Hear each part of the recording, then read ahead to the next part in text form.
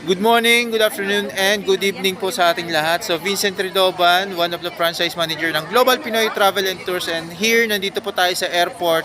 So, meron po ipakilala sa inyo na isang business partner natin, si Sir Ashley Magayaw, na inumpisa na yung negosyo na to, at isa din po sa mapapakinggan natin ngayon na mag-share ng konti at bibigyan tayo ng tip paano niya nampisahan negosyo na to. Edit ko lang. Ayan. So, magandang araw po sa ating lahat, sa lahat ng mga viewers na nandyan po. So, anyway, nandito po ako para mag-share kung paano po ba nasimulan itong business. So, anyway, I am Ashley Magay from Davao City. Konting background lang na ako pa isang negosyante since at 21 po ako, age of 21. So, hanggang ngayon, negosyante pa rin.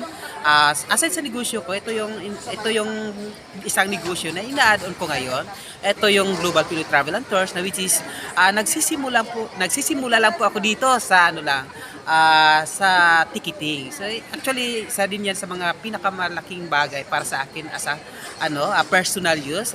Magiging convenient every time na may lakad ako, lalong-lalo na sa mga personal na lakad ko pagdating sa isang negosyo ko. Lalong-lalo na always ako nag-travel from Mindanao to Manila. Kaya nung una, ito yung ko dito is ticketing lang talaga yung pinaka gusto ko dito na kunin. Pero dahil dito sa business, dami kasing nag-a-advise na hindi lang ticketing yung maging natin pagkakitaan.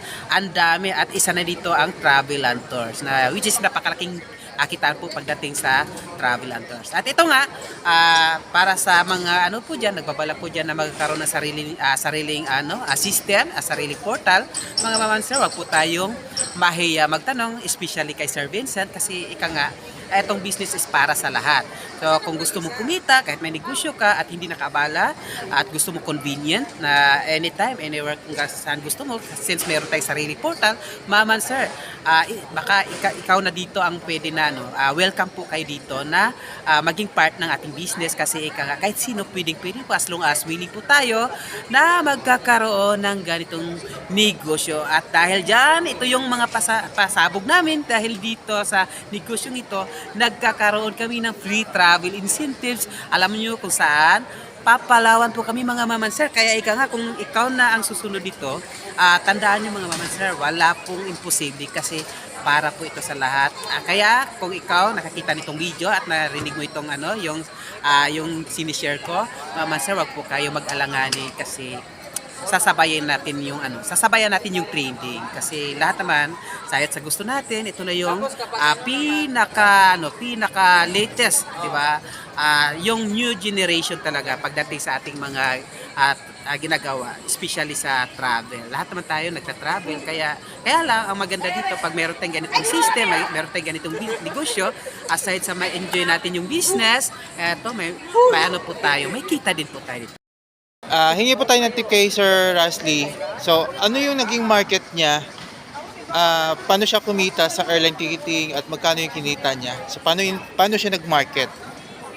Ayan, so paano ko ba mina-market itong business?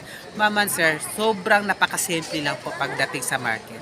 Unang-una, pag once maging franchisee po tayo dito, andyan na po lahat, provided na po lahat. Training, pati marketing, so lahat ng yan, hindi ka po hayaan ng ating company at team natin na hindi ka kikita. Dapat kumita tayo dito. At isa na din po ako dyan na nanggaling na magpatunay na isa din ako sa kumita dito. Kaya isa din po ako sa mga nabigyan ng privilege na makasama sa ating travel incentives ng ating company.